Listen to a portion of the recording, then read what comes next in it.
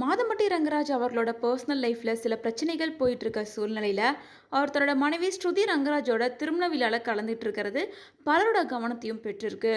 முன்னாடி செஃப் மாதம்பட்டி ரங்கராஜுக்கும் அவரோட ஒய்ஃபுக்கும் விவாகரத்து ஆயிடுச்சு அப்படின்னும் மாதம்பட்டி ஜாய் கிறிஸ்டிலாவை ரெண்டாவது திருமணம் பண்ணியிருக்காரு.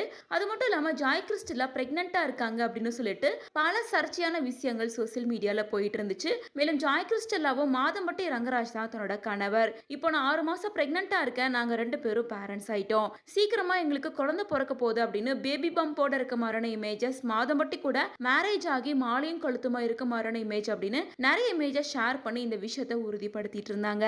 இன்னொரு பக்கம் மாதம்பட்டி ரங்கராஜோட வைஃபான ஸ்ருதி ரங்கராஜ், நான் மட்டும் தான் மாதம்பட்டி ரங்கராஜோட வைஃப், வேற யாரும் கிடையாது அப்படிங்கிற மாதிரி சொல்லிட்டு இருந்தாங்க. சோ அப்படி 2 பேருமே நான் தான் மாதம்பட்டி ரங்கராஜ் வைஃப் அப்படின்னு சொல்லிட்டு இருந்த நிலையில இது குறித்து மாதம்பட்டி ரங்கராஜ் இவ்வளோ நாளா எதுவுமே பேசாம சைலண்டா தான் இருந்தாரு. சோ இவ்வளோ நாளுக்கு அப்புறமா மாதம்பட்டி ரங்கராஜ் வந்து தன்னோட வைஃபான ஸ்ருதி ரங்கராஜ் கூட ஒரு ஈவெண்ட்ல கலந்துகிட்டு இருக்காரு.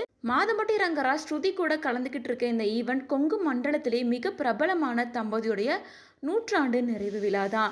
தங்களோட வயசுல 1000 பௌர்ணமிகளை கடந்ததை கொண்டாடுற ஒரு பாரம்பரியமான விழா. இந்த விழாவுக்கு மாதம்பட்டி தன்னோட முதல் மனைவியோட கலந்துகிட்டு இருக்காரு. ஏற்கனவே மாதம்பட்டி அவர்களோட 2வது மனைவி அப்படின்னு சொல்லப்படுற ஜாய் கிறிஸ்டிலா கூட அவர் பல ஈவெண்ட்டை அட்டன் பண்ணியிருந்தாலும் இந்த பாரம்பரியமான விழாவுக்கு அவங்கள கூட்டிட்டு வரல. மேலும் அவங்க 7 மாத கர்ப்பிணியா இருக்கிறது கூட இதுக்கு காரணமா இருக்கலாம். ஆனா ஸ்ருதி ரங்கராஜ் கூட இந்த ஈவெண்ட்ல கலந்துக்கிட்டாலும் அவங்க ஃபேஸ்ல எந்த ஒரு ரியாக்ஷனும் இல்லை. அவங்க ரொம்ப அப்செட்டாக இருக்காங்க. மாதம்பட்டி முகத்தை பார்க்க கூட இல்லை. 2 பேரும் ஆப்போசிட்டாக தான் பார்த்துக்கிறாங்க. நேருக்கு நேர் முகத்தை பார்த்து சிரிக்க கூட செய்யல. மேலும் மாதம்பட்டி வைஃபான ஸ்ருதியோட முகத்தில் அவ்வளவு சோகம் இருக்குது அப்படின்னு சொல்லிட்டு பலருமே இந்த வீடியோவை ஷேர் பண்ண ஆரம்பிச்சிருக்காங்க.